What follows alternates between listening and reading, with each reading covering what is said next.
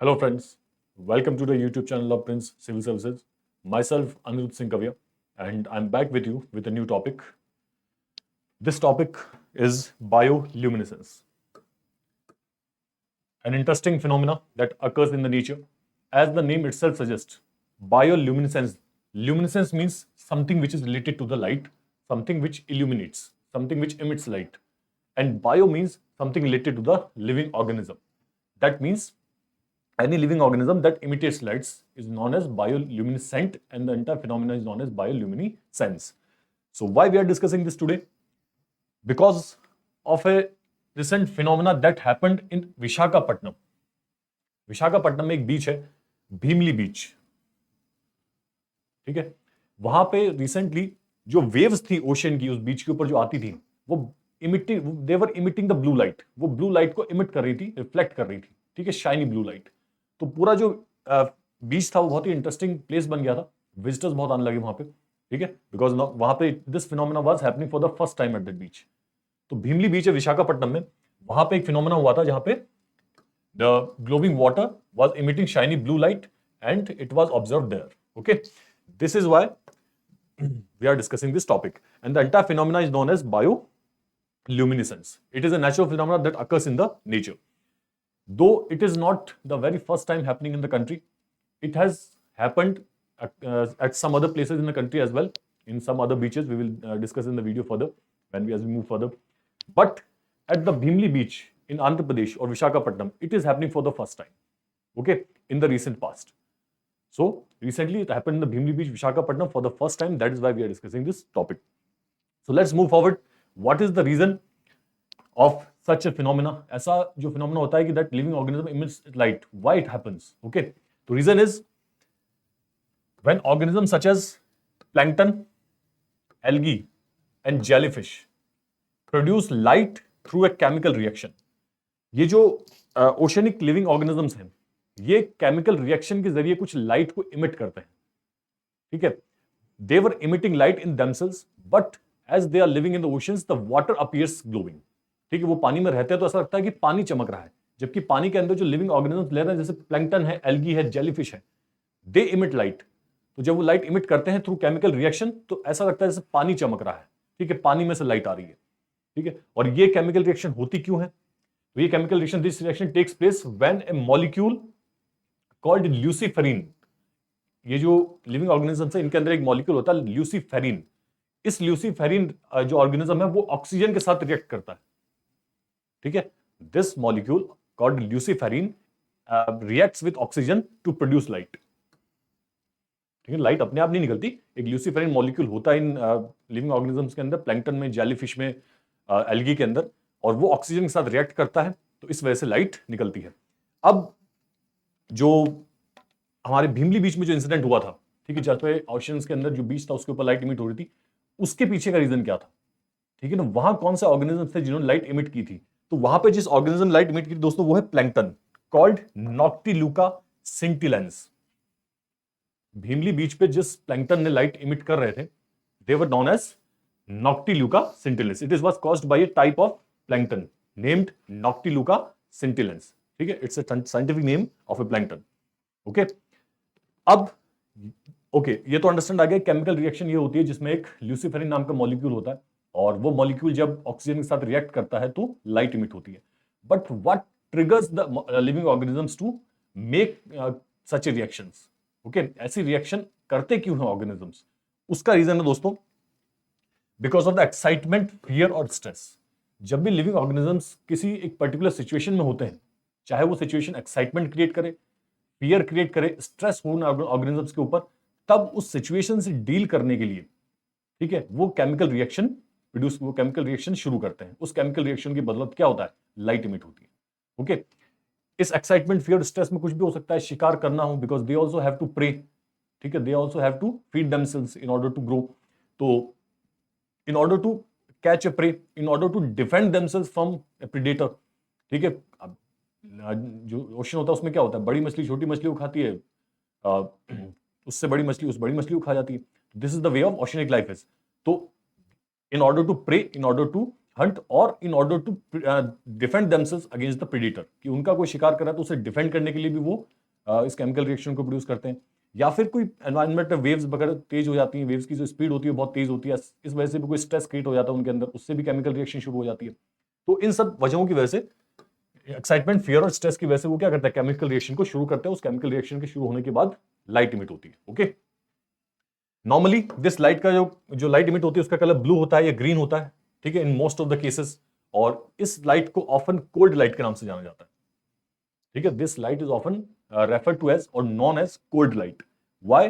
Because जब भी आप देखोगे नॉर्मली जब लाइट हम जलाते हैं या लाइट हम प्रोड्यूस करते हैं तो उससे हीट निकलती है, ठीक है। This is a natural phenomena, obvious phenomena about light. But यहां जो ऑर्गेनिज्म जो लाइट इमिट कर रहे हैं उससे किसी तरह की हीट प्रोड्यूस नहीं हो रही है, ठीक है, because it does not produce any heat, ठीक है। तो ये जो लिविंग ऑर्गेनिज्म से किसी तरह की हीट प्रोड्यूस नहीं कर रहे, तो that is why it is known as cold light. Okay, this is also important from the UPSC point of view. These factual information can be asked about bioluminescence. So let's take it further. Application of bioluminescence. Bioluminescence की human जो अपनी life है उसके लिए क्या applications हो सकती हैं, ठीक है। बायोल्यूमिनेसेंस जो लिविंग ऑर्गेनिजम्स है उनका अपना एक फिनोमेना है, उनकी अपनी एक केमिकल रिएक्शन के जरिए वो अपनी लाइफ को सिक्योर करने के लिए वो केमिकल रिएक्शन करते हैं। लेकिन how this phenomena of bioluminescence can be applied in the human life, ठीक है, हमारे यूज के लिए बायोल्यूमिनेसेंस का उपयोग हम कैसे कर सकते हैं, ठीक है। तो first thing is measuring environmental pollutants.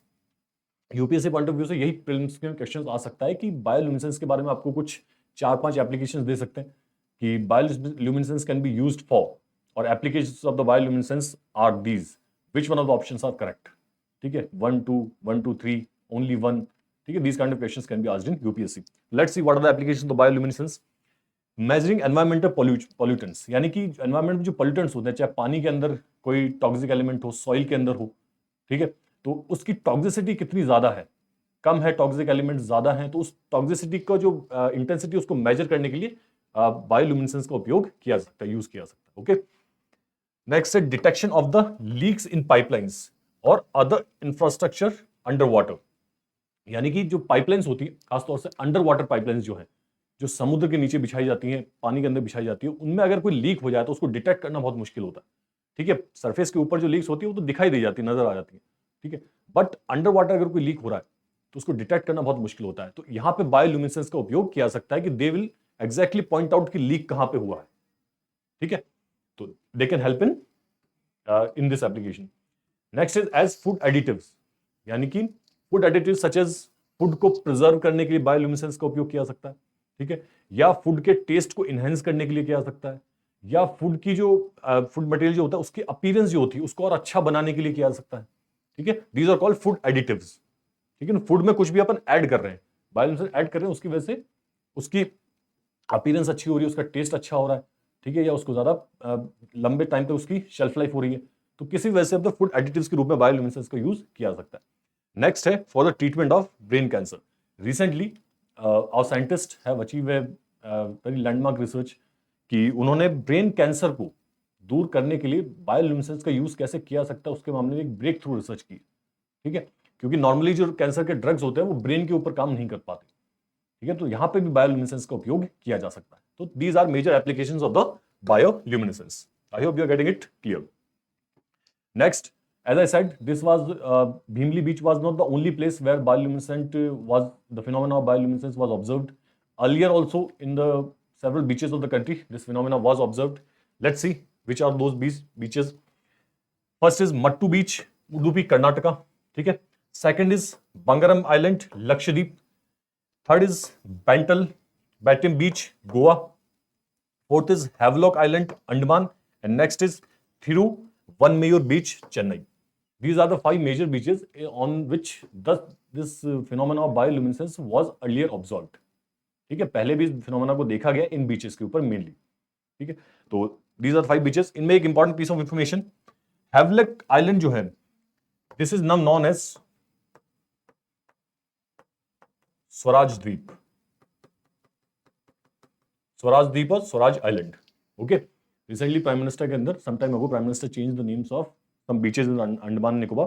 तो हैवलॉक जो बीच आइलैंड है, जो उसका नाम बदल के अब स्वराज आइलैंड या स्वराज द्वीप कर दिया गया है. Okay, just a little piece of information for you. So let's wind it up once again, wrap it up. Bheemili beach Visakhapatnam के अंदर एक ऐसा फिनोमेना ऑब्जर्व किया गया जहां पे water was glowing shiny, it was emitting shining light, shiny blue light. This entire phenomena is known as bioluminescence. Visakhapatnam का जो भीमली बीच पे उस पर फर्स्ट टाइम ऑब्जर्व किया गया था. उसके अलावा कहां का ऑब्जर्व किया गया वो हमने अभी देखा. क्यों ऑब्जर्व, क्यों, रीजन क्या है इस बायोल्यूमिनेसेंस की जो एक्टिविटी, जो फिनोमेना ऐसा होता क्यों है? It is because of the chemical reaction happened in plankton, algae and jellyfish. इनके अंदर एक केमिकल रिएक्शन होती है. ठीक है, वो केमिकल रिएक्शन क्या होती है? When a molecule called luciferin reacts with oxygen. In जो लिविंग ऑर्गेनिजम्स हैं इनके अंदर एक ल्यूसीफेरिन नाम का मॉलिक्यूल होता है, वो ऑक्सीजन के साथ रिएक्ट करता है जिसकी वजह से लाइट प्रोड्यूस होती है. ठीक है, और भीमली बीच के ऊपर जिस प्लैंकटन की वजह से लाइट इमिट हुई उसको नॉक्टिलुका सिंटिलेंस कहा जाता है. ठीक है, नॉर्मली यूपीएससी में सवाल आ जाता है कि Noctiluca scintillans was in the news recently, for which reason. ठीक है, तो वो आपको 4 ऑप्शन दे देंगे and you have to choose. तो Noctiluca scintillans was news in the recently because of the bioluminescence phenomena that happened in the Visakhapatnam. Okay, Bhimli Beach, Visakhapatnam. This reaction can be triggered because of the excitement, fear or stress in the living organisms. ठीक है, this is also known as the cold light because it does not produce any heat. Next is applications of bioluminescence. What are the uses of bioluminescence? ठीक है, ये जो luminescents होते हैं उनके क्या यूज किया जा सकता है? मेजरिंग एनवायरमेंटल पॉल्यूटेंट्स, सॉइल के अंदर, वाटर के अंदर टॉक्सिसिटी कितनी है, ठीक है, जहरीलापन कितना है, कौन कौन से टॉक्सिक एलिमेंट्स हैं, ठीक है, उनकी इंटेंसिटी क्या है, उसका पता लगाने के लिए बायोल्यूमिनेसेंस का यूज किया जा सकता है. Detection of leaks in the pipelines, specially under water जो इंफ्रास्ट्रक्चर है या पाइपलाइंस है उनमें अगर कहीं लीक होता है तो बायोल्यूमिनेसेंस का उपयोग करके उसका पता लगाया सकता है, वेरी टू द पॉइंट कि एग्जैक्टली कहां पे लीक हुआ है. ठीक है. Third is food additives to enhance the taste of food, to preserve it, ठीक है, और to look it better, its appearance, उसके कॉन्टेक्स्ट में भी इसका यूज किया सकता है. For treatment of brain cancer, ठीक है, दिमाग के कैंसर में भी इसका यूज किया सकता है. And these are the places in the country where the phenomena of bioluminescence was earlier observed. It is Mattu Beach, Udupi, Bangram Island, Lakshadweep, Bantam Beach, Goa, Havelock Island, which is also known as Swaraj Dweep, Andaman, and Thiruvanmiyur Beach, Chennai. Okay, so that's all for today. I hope you understood the topic. Thank you very much.